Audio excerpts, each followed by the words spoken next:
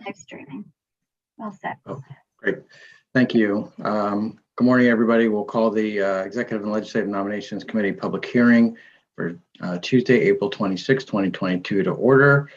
We have three pieces of business. Item number one is Mark Boxer of Glastonbury to be reappointed as a member of the Board of Trustees for the University of Connecticut.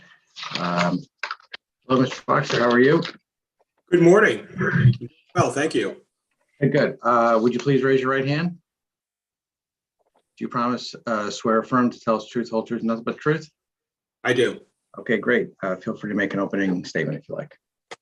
Thank you very much. And good morning, everyone, and greetings. Co-chairs Duff and Concepcion, ranking members Kelly and Kennedy, and esteemed members of the Executive and Legislative Nominations Committee. Thank you again for enabling me to appear here with you today. My name is Mark Boxer, and it is an honor and a privilege to appear in front of you regarding my reappointment to the Uconn Board of Trustees by Governor Ned Lamont. By way of background, I've been a resident of Connecticut most all my life. I moved to Connecticut at age 14 from New Jersey. I graduated from Southington High School and then attended the University of Hartford.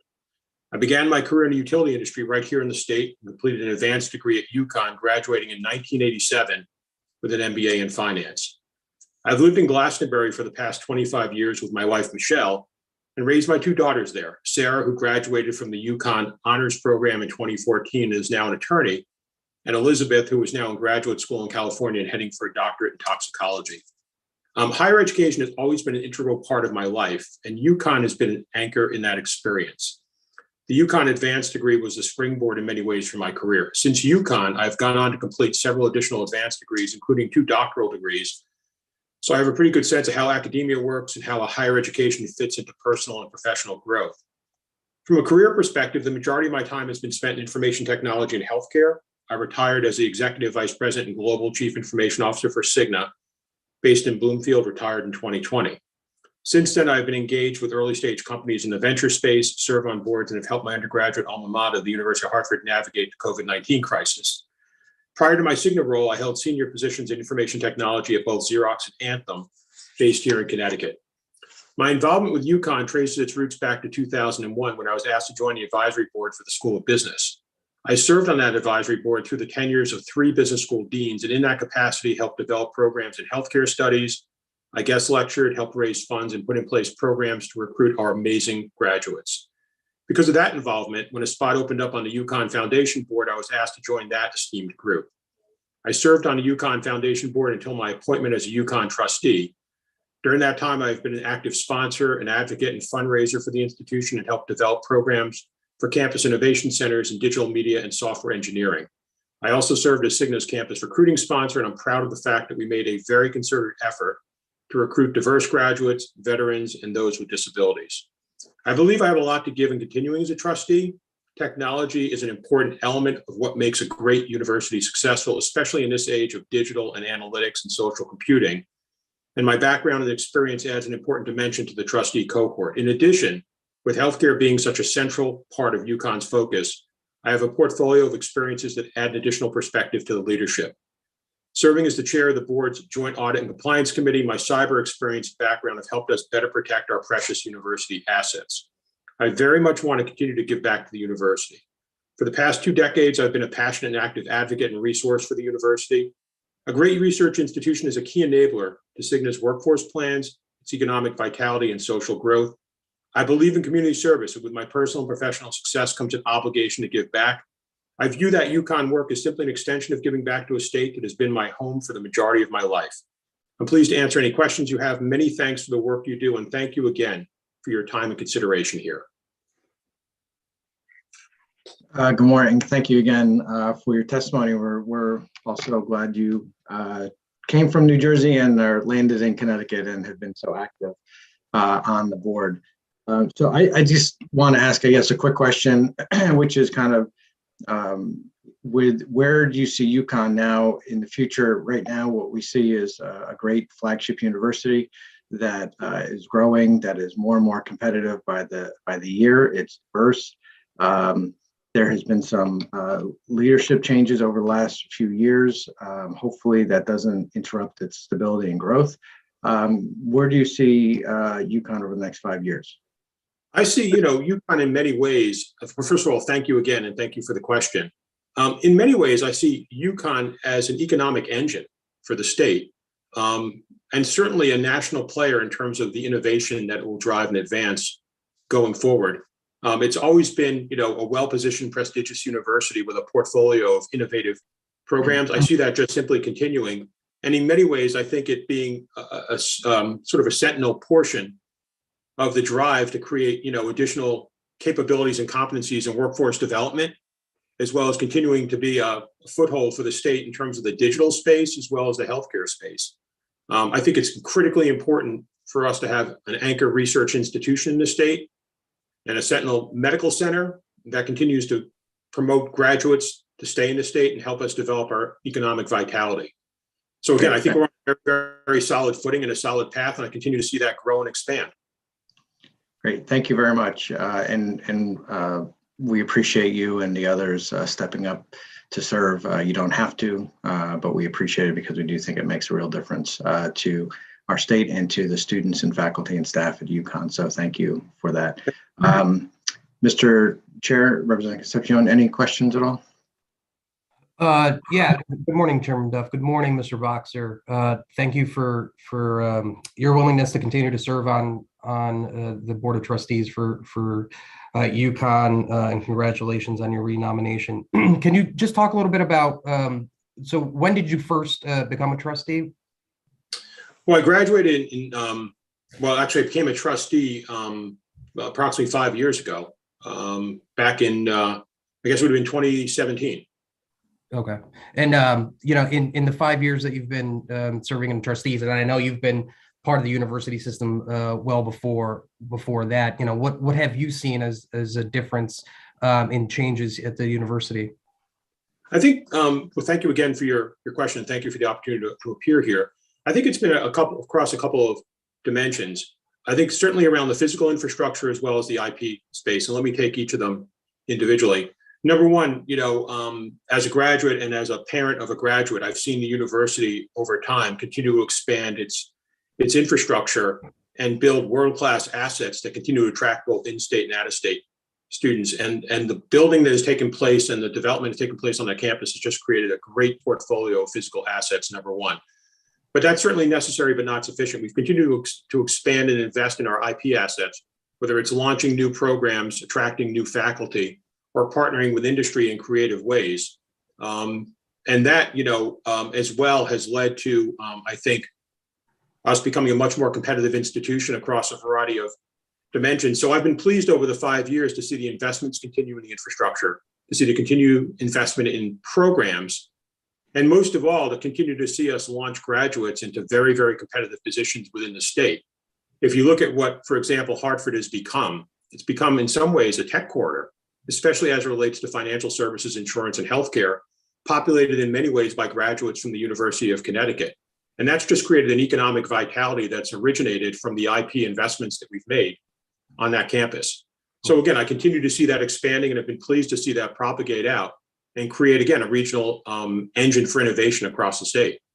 And I agree with you. I mean, the changes in infrastructure over at least the Stores campus has been just incredible to see. I graduated in 2004 and just recently brought my daughter, my 7-year-old, just to walk around campus. And if you hadn't been there in quite some time, it is absolutely remarkable. I certainly applaud the trustees for continuing to support the infrastructure and continuing to make Uconn a destination for individuals looking to further their education. It's a competitive field, obviously, as students nowadays can choose wherever they want and not even have to go to the campus. Obviously, can see everything virtually. The more that we can do to support your efforts on continuing the efforts on the infrastructure at Uconn, I think is important. Chairman Duff mentioned change in leadership. Obviously the Uconn, the university has had some change in leadership over the last couple of years. How important and what role do you see the Board of Trustees what do you see the role of the Board of Trustees when it comes to stability, when it comes to at least the president of the university system? Yeah, I think it's a responsibility and accountability that we take very, very seriously.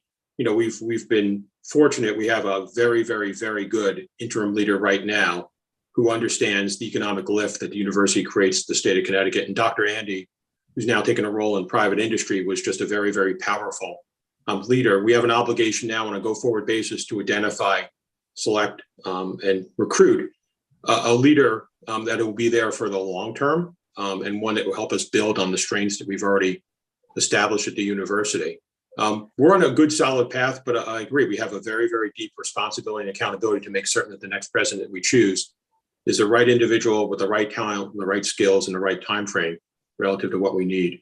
Just one point, if I can make, coming back to what we've done and the lift that we've created, it goes way beyond even just the Storrs campus. I had the opportunity to spend some time with students from the Hartford campus, and in many ways, Uconn downtown is changing lives for the better.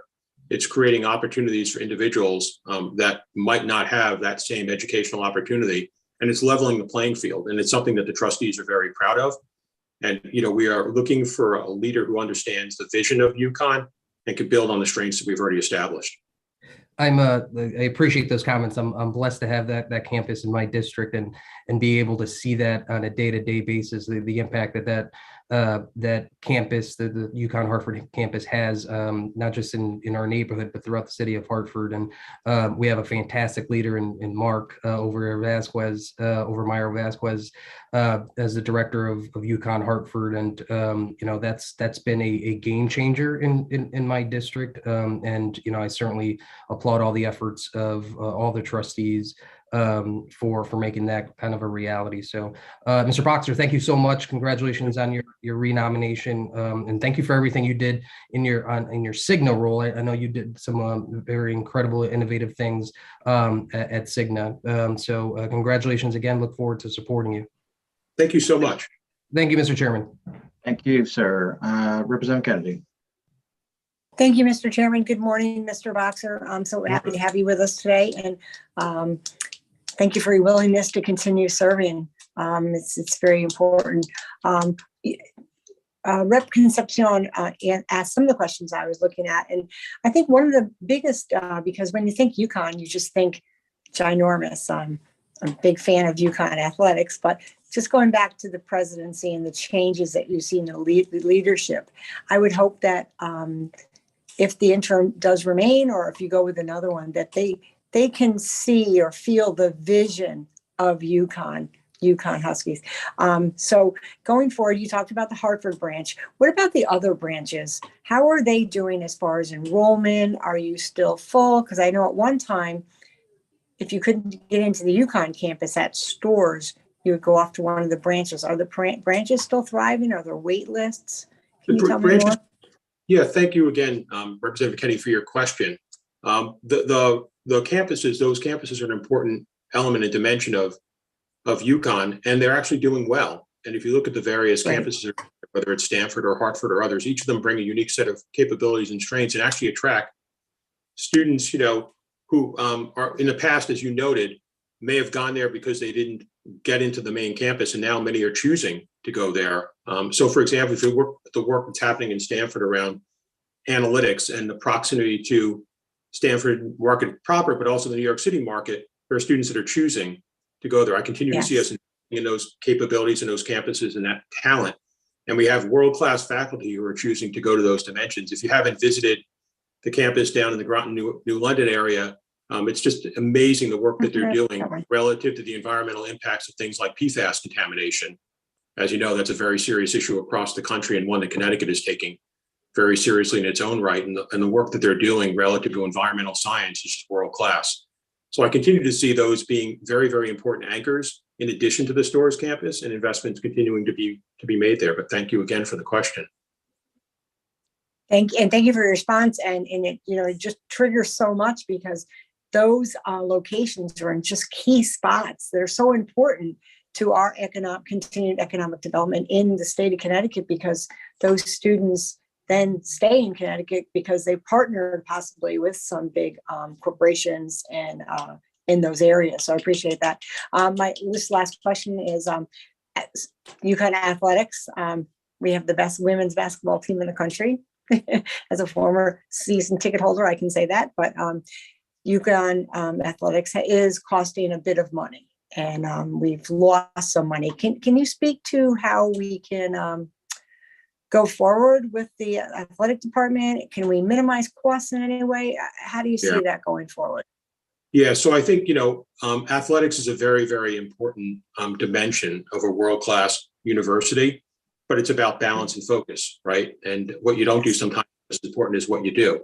I think we've been, prudent in terms of how we thought about our athletics. I think we've been serious about how we've invested there. It's an area that the trustees continue to watch, whether it's, the price of tickets and making sure that we're being prudent relative to how we think about that, or the investments that we make in salaries or how we attract talent. It's an area that we consider very, very seriously and look at very closely. I do think it's an important dimension to us being a world-class institution, but it's all about balance and focus. I appreciate that. Thank you very much for your responses, and I look forward. I congratulate you again on your reappointment, and I look forward to supporting you. Thank you, Mr. Boxer, and thank you, Mr. Chairman. Thank you, Representative. Representative Quinn. Thank you, Mr. Chairman, and congratulations on your renomination, Mr. Boxer. Obviously, one of the main concerns for anyone looking to go to college today is the cost. I look at myself. I graduated from a small private college in Massachusetts in 1990, and having just toured it with my niece, it now costs the same amount for 1 year as it did for me to go there all 4 years. And while I certainly haven't run the numbers on UConn, I'm guessing that over the last 30 years, the tuition and cost of room and board spikes have been similar. What can be done to try and get this under control, as I fear that students will not go to college just because they're concerned about how long is it going to take me to pay off the student loans? Yeah, so it's important, well, thank you for the question, Representative Quinn, an important and serious question that goes way beyond just the University of Connecticut. It's a challenge that we see nationally, and I'm a big believer that there's always a place for everyone in a university to study. And for me, as a first generation 4-year college graduate, it leveled the playing field for me and my sister in ways that were just, unforeseen at that point in time. UConn, I think, has done a very, very admirable job of balancing the many dimensions around affordability. And I think there's a couple of ways that we've gone about that. One is by looking at the balance between in-state and out-of-state. Not that we want to be skewed one way or the other, and to the out-of-state skewed that way versus providing the opportunities for in-state, but the additional revenue that's generated, the tuition that's generated by those out-of-state students, then helps subsidize additional opportunities for in-state students, number one.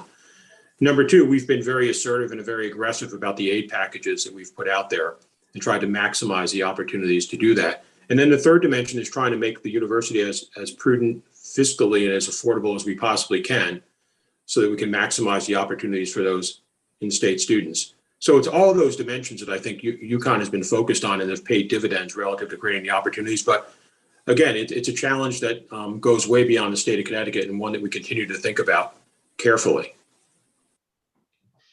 And I get it. UConn's a large university. It's going to be very diverse. It's going to have all kinds of programs that smaller schools just can't have. Do you think that we're building off of Representative Kennedy's questions about the sports program and the cost of that? Are we spending what we should be spending on the academic part of the student's career? Yeah, I think, obviously the trustees are very concerned about affordability. What's interesting is that about 65% of students that go to UConn receive aid in one shape or another. And therefore, we're able to sort of balance out that dimension. We focus on obviously the neediest students, but at the same time, we want to make sure that we're attracting the top students as well, those that create the economic lift that I talked about previously. Having experience across a variety of boards, I think the Uconn trustees do a very, very good job, in my opinion, of balancing the spending across the many dimensions and the areas of responsibility that we have, with a focus always on how do we create those opportunities for the in-state students to be able to access the educational system in a way that's affordable. And so the answer is we watch it carefully. We maximize the aid. As I said, 65% of students receiving aid. We've been very, very focused on keeping tuition increases modest across the board, but it's an area, as you noted, that we need to continue to watch. Okay. Thank you very much for your time and willingness to serve again. And again, congratulations on your reappointment. Thank you so much.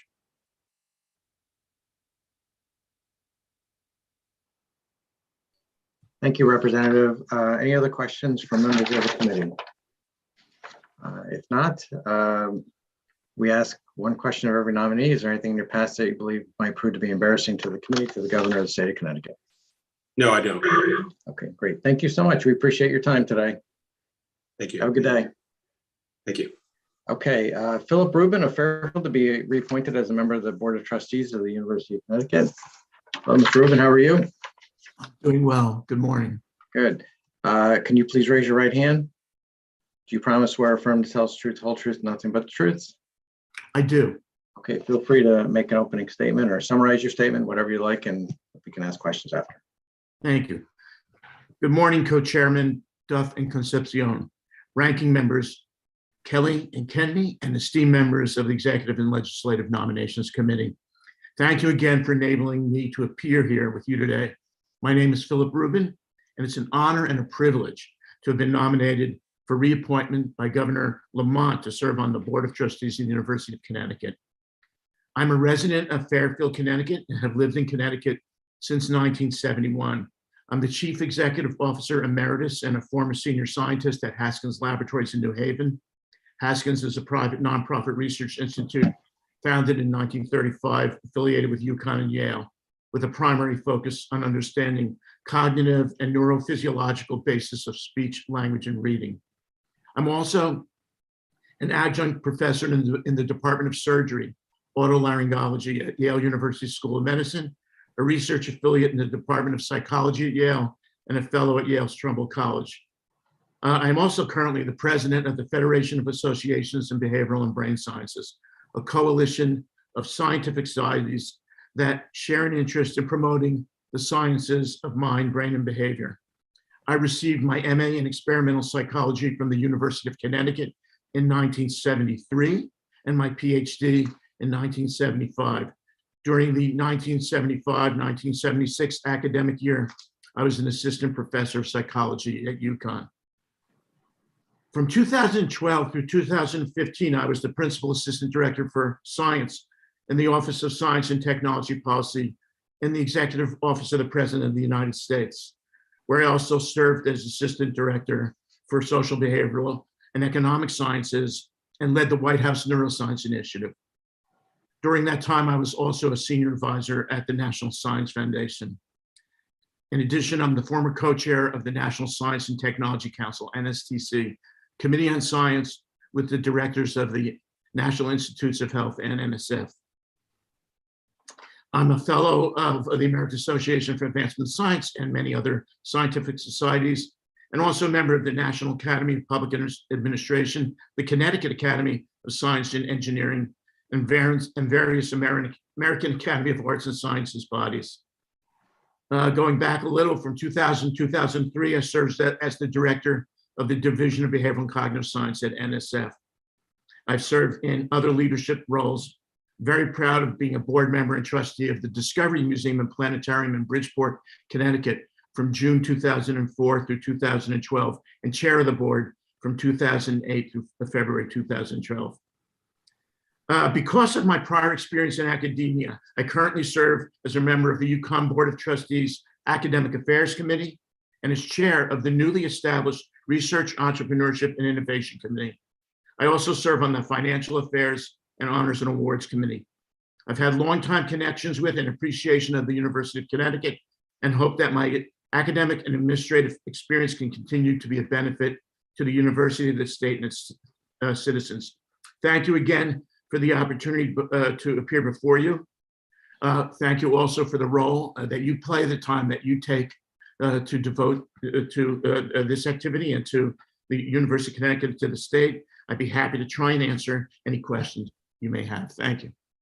Thank you. I have no doubt you could answer every question we posed to you. So thank you for your testimony. Thank you for your service to the state, to Uconn, and to our students, faculty, and staff. I appreciate what you do. Being from Fairfield, you may have a focus also on Uconn Stanford branch, which is one of the fastest growing segment of Uconn, and very successful now that we have residence hall. We probably need more of them. Can you talk a little bit about Uconn Stanford, how it fits into the whole system and kind of the growth over there? Prior to the COVID pandemic, I was spending a lot of time at Stanford. It's very exciting what's going on there. It is a hallmark of the path that we see in Connecticut for advancement, a path that takes some time to build. But I view it with Stanford as critical, but I view it across the campuses of the University of Connecticut. And part of what we've tried to do on our research, entrepreneurship, and innovation, I'll call it REI going forward committee, is to illustrate the breadth of what goes on at UConn across all its campuses. In innovation, we have stuff at the Stores campus, Waterbury, Hartford, as we've heard before, Avery Point, as we've heard, and Stanford doing amazing things. The proximity to Fairfield County, what's going on there, and to New York City, as was stated before, is exciting younger people to move there. One of the things that was most exciting at a board meeting is when we had a presentation by some members of the Stanford community students, and they came and indicated why they preferred to be there than at other campuses in the university. And so that's a very exciting aspect of what I think is a comprehensive plan to foster research and innovation across the state and the country. Right. I think they all have their own personalities too. You've got UConn Stanford. I think there's similar growth that can happen probably at UConn and Hartford. So I'm excited by that, and that opening supported that along the way. And obviously the Groton, Waterbury, and the main campus. So I think it's all very, very exciting. So thank you again for your testimony. Representative Concepcion, any questions? Yeah, thank you, Chairman Duff. Mr. Rubin, congratulations on your renomination, and thank you for your willingness to serve on this board. I just one I'm always in awe of the talent that we have here in the state, and individuals that are willing to serve on non-paying positions like these. So thank you again so much on that. Obviously, your background and experience is under science. So I was just wondering if the university itself was doing enough in the field of science or are there things that the university system should focus on a little bit more? So there's been incredible growth under the leadership of the University of Connecticut with the support of the legislature, and particularly in terms of its research portfolio. As Mark Boxer pointed out, balance is crucial. And what you need to do is make sure there's careful oversight on our expenditures and the finances while attracting the key talent. Recently there's been some talk about in the future, when the time is right, going after innovation professors who could be the kind of leaders that you see at other universities around the country.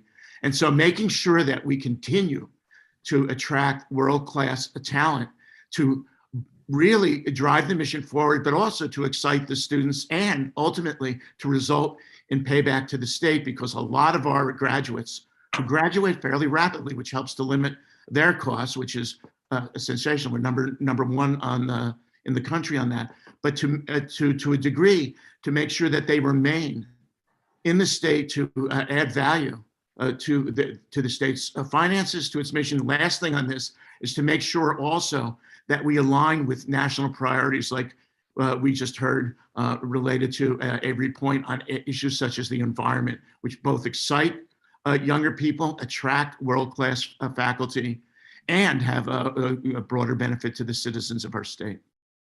I appreciate those comments. Attraction or retention of quality individuals, regardless of what what position you're in, but certainly in the university system is critical for its success. So congratulations again. Look forward to supporting you in any way, shape, or form I can. Thank you, Mr. Chairman. Thank you. Any other questions from members of the committee? Any other questions? Oh, Representative Kennedy. Hello, I see your hand up, and followed by Representative Quinn. Thank you, Chairman Duff. I appreciate it. More just a comment, because I think you've thoroughly answered the questions by our co-chairs, and reading through your resume, it surely is something quite respectable. And I give you kudos and thank you for all of your involvement and all that you do throughout the community. Thank you. It sounds like this group of people is going to bring to Uconn a great deal, as you said, world-class talent and balance. And I appreciate all that. And I thank you so very much for serving on the Board of Trustees for Uconn, and I wish you the best and congratulate you. Thank you, sir. And thank you, Mr. Chairman. Well, Thank you, Representative. I just want to say, I want to thank all of you, because we could not do this without you, the hard work you do in your support. So thank you very much. Thank you. Thank you, Representative Kennedy. Representative Quinn. Thank you, Mr. Chairman. And also congratulations from me on your reappointment, Mr. Rubin. And you certainly have done good work before, and I know you'll continue to do good work on this board. I'll ask you the same questions that I asked Mr. Boxer. What do you think can be done to keep the costs under control so that Uconn is affordable for students who want to go there? Yeah, so this is the single most important issue for the Board of Trustees, and something that we deal with all the time, not only at our meetings, but between them on committees and between them. It's important to have a balance here, as Mark Boxer pointed out, to make sure that we're being as cost conscious as possible without destroying the seed corn. It's a delicate balance. This has been a very challenging time for everybody because of the pandemic, and we have seen considerable cost savings. We look at every expenditure. We make sure that it's something that is being carefully looked at, but we also look at what the potential impact is on growth. So again, I think we just have to continue our oversight. We have to work closely with the legislature and try to make sure that we are doing the kinds of things that both save the citizens money, but also continue to attract students. As you all know, the growth has been enormous in the past decade. Again, I was there in '75. The growth has been enormous from there since then. At the same time, if you're doing that, you have to continue to provide the services through staff and faculty that you need, but you want to do that in a way, and administrative staff, you want to do that in a way that looks carefully at every cent that you spend. Thank you. And touching on your comments on the pandemic, do you think that there will be more things that will be done remotely at Uconn, more classes that'll be offered that way? To me, you can't beat the in-class experience, and I thoroughly enjoyed it the 4 years that I went to college. But there are also practical realities and cost savings associated with online learning, and just curious of your thoughts on that based on being forced into it because of the pandemic. So I see that we're starting to live in a different world, and it has positives, some potential negatives. And the positives is it provides opportunity to save costs, I would say more on an administrative staff end, where you can conduct meetings, including board committee meetings that we're now doing. We're going back in person to the degree possible for main meetings, but we're not incurring other time and expenses on that. For the students, nothing beats the in-house experience in teaching. I've taught in the past at various times, first at Uconn and then a couple of other places. My wife has taught and is teaching currently, and she's delighted that all of a sudden the students are starting to show back in person. You really have special interactions when you can do that. At the same time, there are exciting opportunities in terms of things like added value to education that you get in meetings and seminars that aren't the main teaching, where you can attend things remotely again, across the country and across the world in ways that didn't happen. So I think it's a different world, but it's one that I think is going to work out more positive than the previous one. Okay.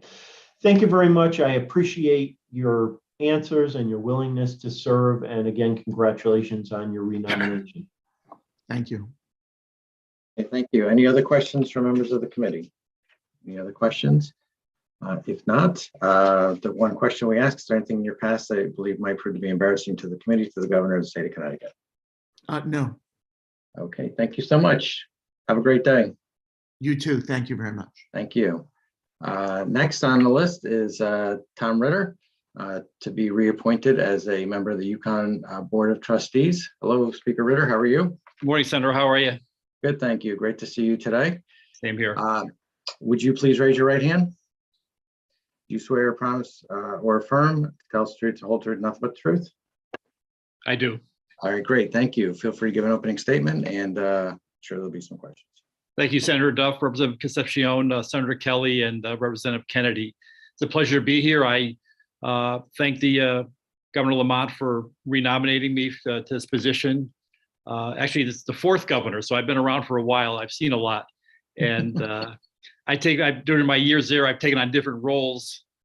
This last year, I've taken on a new one, which is really to do more outreach for the university. It struck me a lot of things we talked about today, whether it's Stanford or our branches or whatever, is that our university has done so much for our cities and towns that we don't even know about it. So we're trying our best to do inventory what we have, our capability, and then go out to our towns to let people know, like specifically, like you mentioned, Stanford and the dorms. We had to make a decision whether to guarantee the rents in those dorms. So I mean, every decision has risks to it. It turns out that we're making money on the dorms, but we made a decision that is very important for Stanford. Waterbury, where I spent a lot of time, where I saw Senator Hartley up there at a meeting we were at a couple of weeks ago, particularly when we closed Torrington, we wanted to do an emphasis on increasing our Waterbury branch. And we moved our allied health major there. We're looking at doing more and more healthcare at that branch and really increasing it.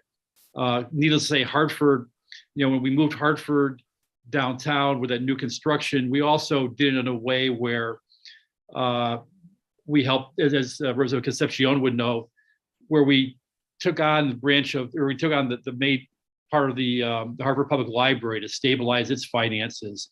We are working with the Science Center. We rent space from them. So we're trying to do a lot of things. Our public safety is working with the public safety people in downtown Hartford. So we're trying to do things to help our communities.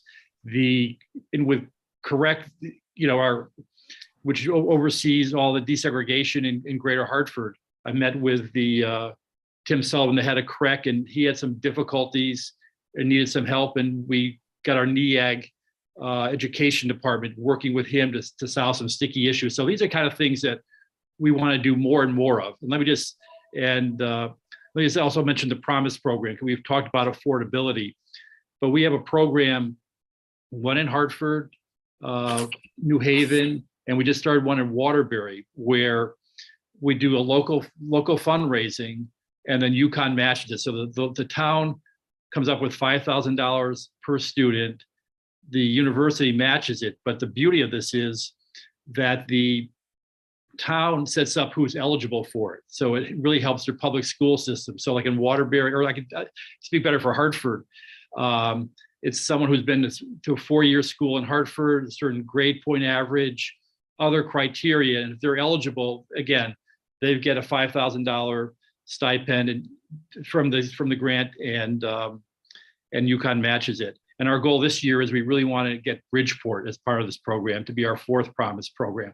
So anyway, I'm excited about this new initiative, and we hope to just because Uconn, we appreciate the legislature, how supportive it's been, and it's important for the flagship university to spend more and more time with its communities and using the ability that we have to help our residents. So thank you for being here, and I'm pleasure being here.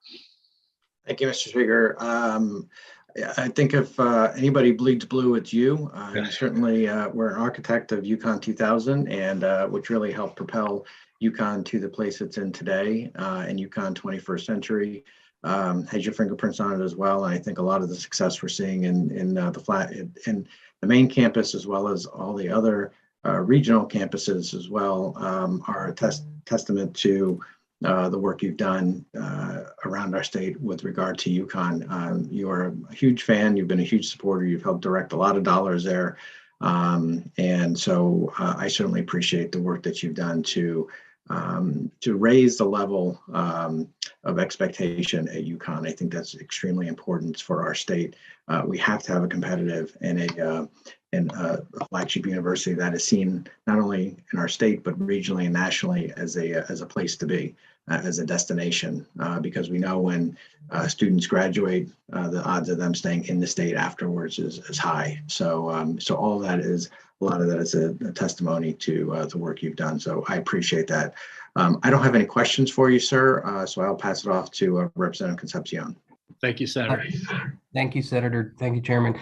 Good morning, Speaker Ritter. Thank you so much for your willingness to continue to serve on the Uconn Board of Trustees. You and I have had the honor of talking to each other a little bit about Uconn and all the great things that are happening. Just one question, because again, as I mentioned before, I had the honor of having the Uconn Hartford branch in my district and seeing the changes that that campus has had in that particular area here in downtown, and a lot of that has to do with the work that you did to ensure that Uconn came back to Hartford. So thank you so much for all your work on that. And something that you mentioned, and I know a lot in this branch system, we kind of learn from each other's mistakes. And one of the great things that Uconn Hartford did, after seeing some of the things that happened in Stamford and Waterbury is to your point, is they just didn't build the campus. They built the community around it, meaning that a lot of the a lot of the classrooms are in the community. They share the library with the residents of the city of Hartford. They go to the Wadsworth, and they have Infinity Hall classrooms at an Infinity Hall, which I think is crucial because it puts feet on the street. Individuals aren't just coming into parking and then going to their classrooms and leaving. They're experiencing the city of Hartford as they should. So I guess one question is, seeing the success down in Stanford, particularly with the residential base, and I think that's kind of the next phase for at least Uconn Hartford, is what can we do to help the university system, help you guys get Uconn Hartford specifically kind of to the next level, similar to what's been happening down in Stanford with the success down in that campus. And again, as I mentioned before, I think we have a phenomenal director here at Uconn Hartford who is more than willing. But I think we're at that moment where it's kind of, all right, now let's phase two. Let's really up the value here of Uconn Hartford. So just curious to hear your takes on what can be done to get our campus, our branch here in the capital city kind of to the next level. Well, again, I think we're doing pretty well, and as you said, Representative, and we are working with all the downtown businesses. I think the residential piece, I think, would be very difficult in Hartford. We've looked at it, and there just doesn't seem to be the kind of demand there. But clearly, if there is, there's resources in Hartford that we can work on. I mean, I think there's actually more interest in residences for people who go to law school and maybe the medical school than there is for the downtown branch. But as you know, we have people that go to our downtown branch can go to stores and take courses. And one of the things that I particularly want to be more active for the students down there, if I say this outreach, I'd love to get them more involved with our school system. And these are the kind of things that we really would like them to do. They're great role models for a lot of our students. And so one of those initiatives that I talked about will be giving more opportunities for our students to actually give back to the community. But again, I think we're doing well there, and we just want to make sure that we also get the proper majors there. Allied Health moving that to Waterbury was very significant. So if we see, talking to Mark as we start doing this, if we find that there are things, majors in Hartford that would be important to expand and get different kind of students, or we'd be very happy to look into it. I guess what I'm saying, the next couple of years, we really want to make them the year of the branches, and the fact that we have a new president coming, or whether ridiculous, whatever it is, this is part of the conversation. It's part of what we're putting on the plate of who's ever going to be leading us. Well, thanks again, and appreciate those comments. Look forward to supporting you, and anything obviously that we can do here to support your efforts in the university. Please let us know. We'll do it. Actually, one of the nice things was that we also raised, gosh, I think almost like $100,000 to help some of these students during the pandemic. I mean, we had to, in Hartford specifically, it was whether it was needing computers or daycare. It was amazing what some of these students went through. I mean, it was like, and anyway, Hartford's a great community, but between the Uconn resources, some of the trustees, we really work. So we have a great affinity with our students, obviously. Yeah, absolutely. Thanks again. Thank you. Speaker Ritter, good to see you. Thank you, Mr. Same here. Chairman. Thank you, Representative. Representative Kennedy, followed by Representative Quinn, followed by Representative Vargas, followed by Senator Hartley.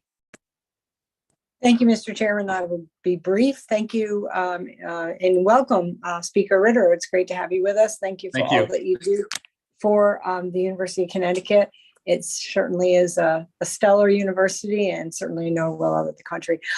I just wanted to ask, you mentioned the Promise program.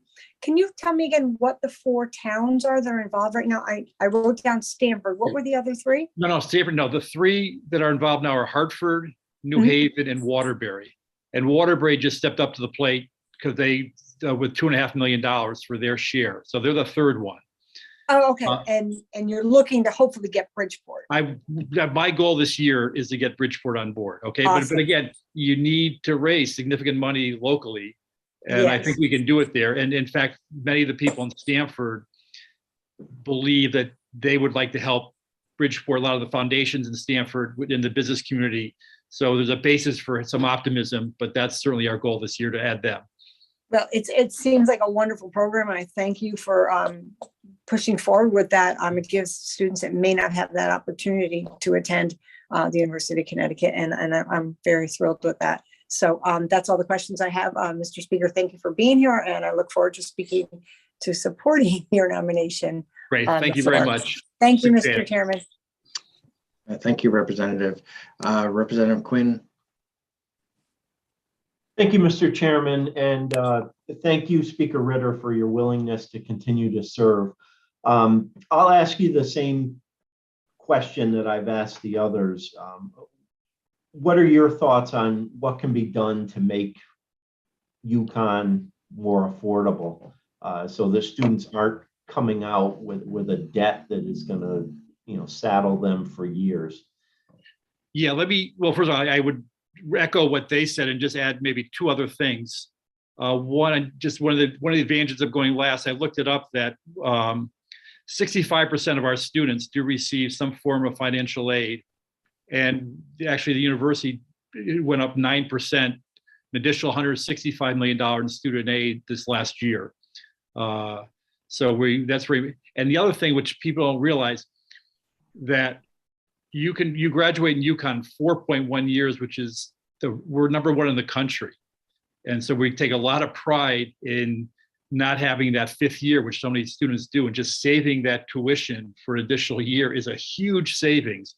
And again, we are number 1 in the country when it comes to moving our students along and graduating. Has that number come down? I remember years ago, the expectation was, depending on what you were majoring in, that it might take you closer to 5 years. So is that a number that's been coming down at UConn? Yeah, and what we've done a variety of things. One is we've done a much better job of starting with high school students who can get certain credits for college courses if they're on the right. It used to be you don't want to believe the bureaucracy before, but that's been smoothed out. People can change majors after a year and still get their course. It's getting harder. The earlier you do your major, the more likely you're going to graduate in 4 years. but they've done great efforts to minimize the disruption of people who change. So it's really, I think, Uconn is a model for the country. All right, thank you very much. And again, congratulations on your renomination. Great, thank you very much, Rep. Thank you, Representative Quinn. Representative Vargas, followed by Senator Hartley. Thank you very much, Mr. Chair. I just wanted to weigh in to congratulate Speaker Ritter in his renomination to the Board of Trustees at the University of Connecticut, and to say I'm looking forward to casting my vote for his confirmation. I believe that as a Hartford resident, I've had a front row seat in observing Speaker Ritter and his contributions, not only to the city of Hartford, but to the state of Connecticut. And I just wish him well in his reappointment and good speed. Thank you, Mr. Chair. Thank you very much, Representative Vargas. Nice to see you. Thank you. Senator Hartley, followed by Representative Yacarino.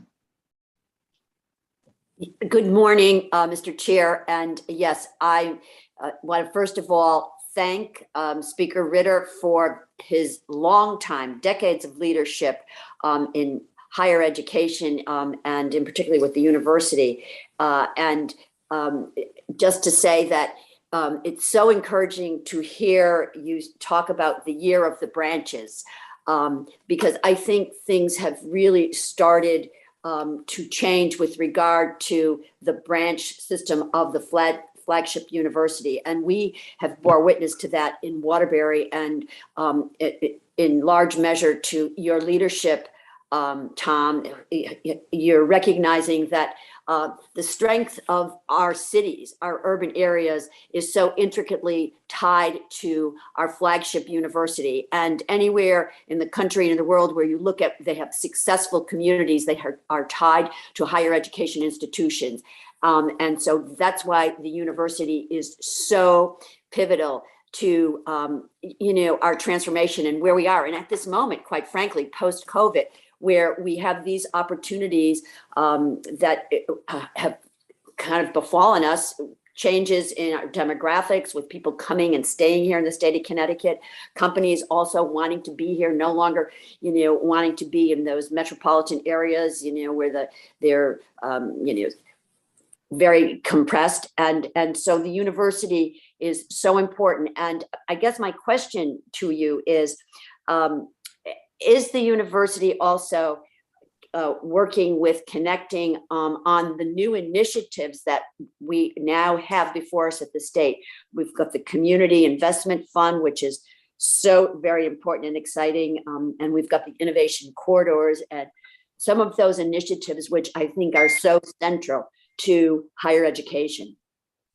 Yes, nice to see you, Senator. Let me say that Rendenka, our acting president, her background is research development, and she's brought in more federal dollars. I mean, she's a walking marvel when it comes to these things. And in Stanford, as you know, they have an economic model there, and that she's trying to bring to Waterbury. And I know your mayor has been hard to work with a lot of the companies that would be necessary to be part of a consortium that would move into the campus. So we're very active. I mean, Waterbury is going to be very exciting this next year. So I think in addition to more majors or enhancing allied health, my sense will be that there's going to be a major economic development component to the Waterbury branch. And again, that's the kind of partnership that we want to see. And I guess I'll say one other thing in terms of kind of things we do with our branches now. As you know, there was a search for the new head of the Waterbury branch. In the old days, that search would have been entirely done by stores. And part of our influences in changing that is, as you know, the superintendent of schools and the mayor are going to be on the search committee. So we'll have local input so that no longer will people from our branches feel so estranged from stores when they make the decision. So we think that's very healthy. But anyway, we're very excited about the expansion of Waterbury. I think, as I say, I think this is the year for Waterbury. Well, first of all, I totally agree with you. And it is so refreshing to be able to work hand in glove with regards to the transition and the new leadership there. having, our local superintendent and mayor beyond that is very important. And the expansion of the Promise program in Waterbury, which in large part you were leading on, has made such an important difference to our community. The students and the families that are now in the queue to be the first class to avail themselves to that is incredible to see the response. And this is exactly what we want to do. This is how we will elevate our urban centers. And so thank you for your leadership. Senator Duff talked about bleeding blue. I agree. And I would add on father of the University of Connecticut. So thank you for always being there and your vision on this. And we really look forward to you continuing to have you on the board. Thank you, Tom. Thank you, Mr. Actually, the mayor said there's 180 Waterbury students who are eligible for the Waterbury Promise program this year, which is remarkable. Yeah, more than we could have imagined. Yeah. Yeah. Great. Thank you, Senator Hartley. Representative Yacarino. Morning. Thank you, Mr. Chair. I just wanted to congratulate Speaker Ritter for your service to our state and now service to Uconn. And I think you're a great asset to our state and to Uconn. So I just wanted to say thank you. Well, I appreciate that very much. Seriously, Okay. thank you, sir. I'm sorry I'm going back and forth all morning trying to get ready to go up to Hartford, but Yeah, I think I remember that. it means a lot that you want to continue to serve. You've served for many, many years, and we appreciate that. And I think you do a great job in your new role with all the members, also all the nominees this morning too. So thank you, Mr. Chair. And Thank you very much. Thank you. Yeah, my car is already started to get up there as soon as we're done. Thank you, Representative Yacarino. Any other questions from members of the committee? Any other questions from members of the committee? If not, the question, is there anything in the past that you believe might prove to be embarrassing to the committee, to the governor of the state of Connecticut? No. Okay, thank you so much, Speaker Ritter. We appreciate your time. That will conclude our public hearing. I don't think there's any testimony from the public at all, so we will just move forward. Madam Clerk, would you please transition us over to the committee meeting, please? And we have I am all set. okay, so we have to do a motion here that I hope that I can indulge the committee on. We were not able, because of some questions, we were not able to put on Mark Boxer or Philip Rubin on the agenda, but we did hear from them today. We just need to move forward with their nominations and vote on them today. Because it was after 6 o'clock last night. So under joint rule, when you just open the agenda to add them, I'd like a motion to add 2 items. Item A, House Resolution for Mark Boxer of Glastonbury to be reappointed to member of the Board of Directors of the University of Connecticut. Is there a motion? So moved. It's been moved by Representative Vargas. Is there a second? Second. Mr. Chair. Second by Senator Hartley. All those in favor, please say aye. Aye. Aye. All those opposed, nay. Okay, the ayes have it. Thank you. And a Senate resolution to appoint Philip Rubin of Fairfield to be reappointed as a member of the Board of Trustees for the University of Connecticut. Is there a motion? So So moved. moved, Mr. So Chair. moved by Senator Hartley, seconded by Representative Kennedy. Is that okay? Representative Kennedy, second. Okay. All those in favor, please signify by saying aye. Aye. Aye. Aye. Okay. Nay. The ayes have it. So moved. Thank you. So now we can move forward with our agenda for these 3 resolutions. So the first resolution we'll vote on will be for Mark Boxer of Glastonbury to be appointed as member of the Board of Directors at the University of Connecticut. Is there a motion to approve the House resolution? So moved, Mr. Chair. Moved by Representative Kennedy, seconded by Representative Vargas. Any discussion? Seeing none, Madam Clerk, please call the roll. This is a House resolution. Representative Concepcion. Representative Concepcion votes yes. Representative Quinn. Representative Quinn votes yes. Representative Kennedy. Kennedy Representative- votes yes. Representative D'Agostino. Representative Godfrey. Representative Perillo. Perillo votes yes. Representative Yacarino. Representative Yacarino votes yes. Representative Vargas. Representative Vargas votes yes. Thank you, Mr. Chair. Great. Okay, thank you. We'll hold the votes open till the first chamber goes into session. We have two Senate resolutions. First one is Senate resolution to appoint Philip E. Rubin of Fairfield to be reappointed as a member of the Board of Trustees for the University of Connecticut. Is there a motion? So moved. Moved by Senator Hartley. Is there a second? Second. Second by Senator Kushner. Any discussion? If not, Madam Clerk, please call the roll. Senator Duff, Senator Duff votes yes. Senator Looney, Senator Kelly,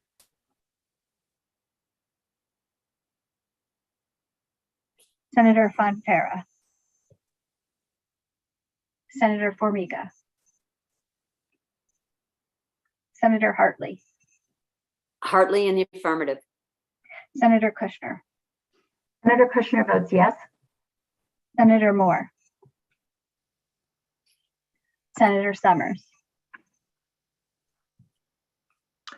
Great. Thank you, Madam Clerk. Next resolution is Senate resolution for Thomas D. Ritter of Hartford to be a member of the Board of Trustees for the University of Connecticut. Is there a motion? So moved. So Moved by Senator Kushner. Is there a second? second. Second by Senator Hartley. Any discussion? If not, Madam Clerk, please call the roll. Senator Duff, Senator Duff votes yes. Senator Looney, Senator Kelly, Senator Fonfara, Senator Formiga, Senator Hartley, Senator Hartley votes yes. Great. Senator Kushner. Oh. Senator Kushner votes yes. Senator Moore, Senator Summers. Mr. Chair. Thank you very much. Again, we'll keep the votes open until the first chamber goes into session. Thank you all for once again convening the Executive and Legislative Nominations Committee. We have truly taken it to the end of session this year. So we appreciate everybody's time and patience and energy and willingness to keep coming back. So thank you, and thanks to our nominees who are serving. Representative Concepcion, any other comments before we recess? All set, sir. All right, thanks. Safe drive, everybody, up to Hartford today. We'll see you soon. Take care. And the meeting is Yes. recessed. Thank you, Mr. Chairman. Thank you.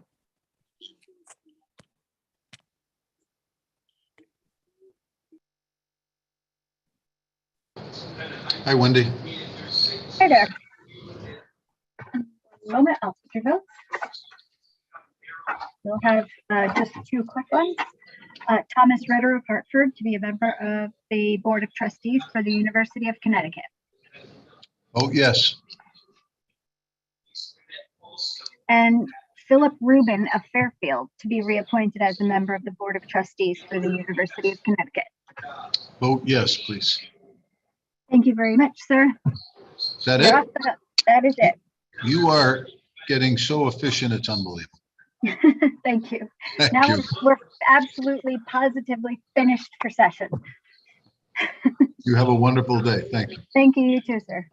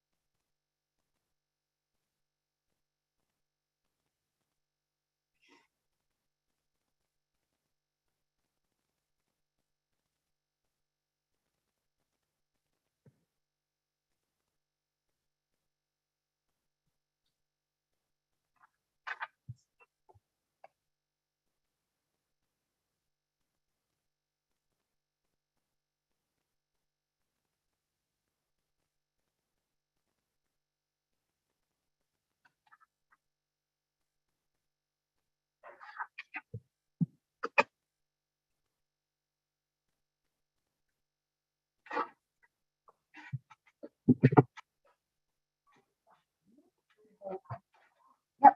There. My personal adventure. Is that?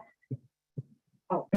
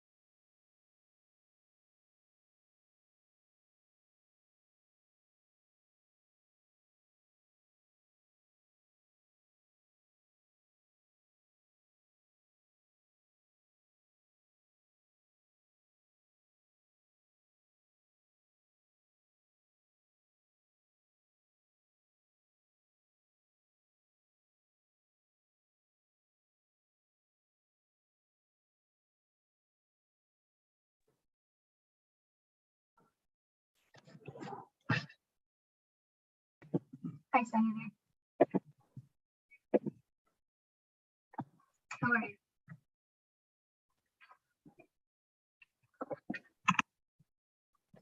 Hey, Wendy. Yep. Gotta put some volume on this thing. Want me to yell? No. Okay, I have for you two nominees for Board of Trustees for the University of Connecticut. Yes. Philip Rubin Yes. and Thomas D. Ritter. Yes. All set. Perfect. No more meetings, no more hearings from me. And I'm not lying this time. We're done. Finished. Thank you. Take care. You too.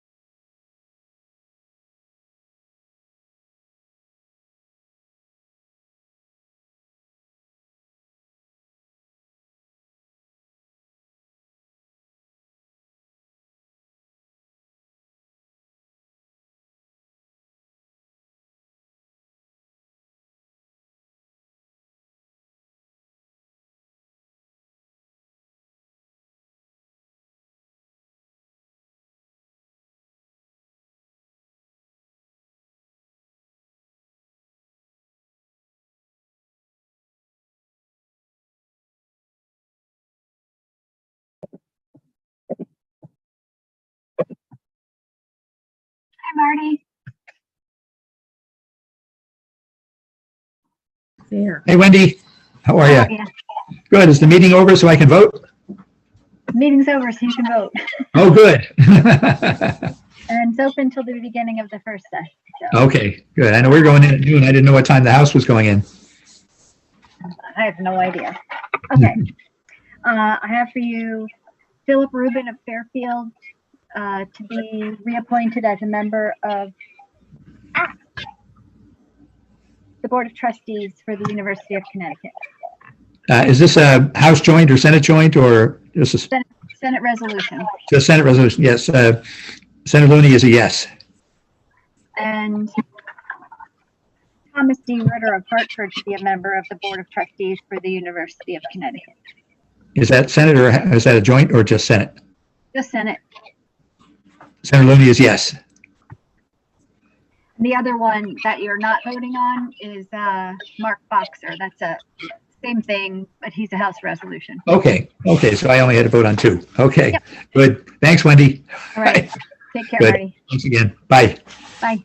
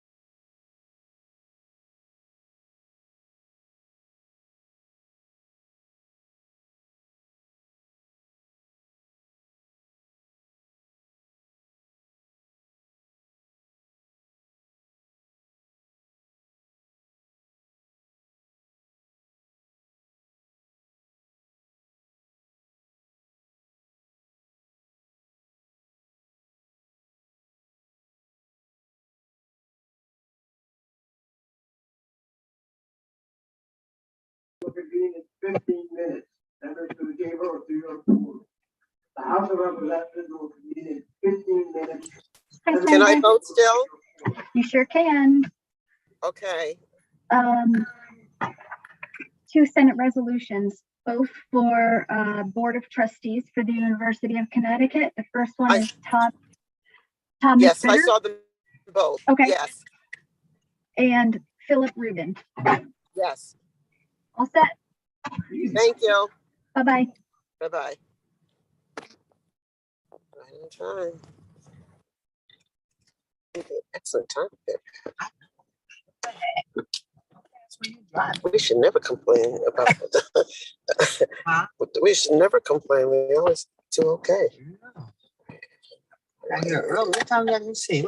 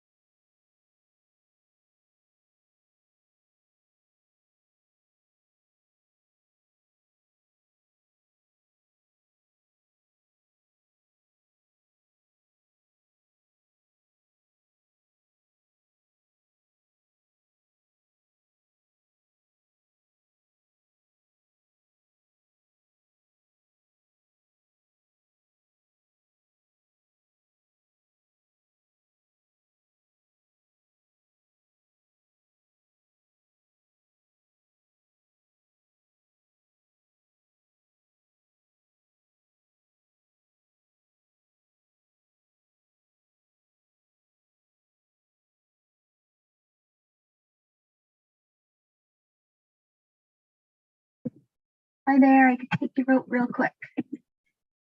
There's only one. You're muted, sir. How's that? Okay. Mark L. Boxer of Glastonbury to be reappointed as a member of the Board of Trustees for the University of Connecticut. Representative Godfrey votes yes. Okay, you're all set. That's it. Thank you. Okay.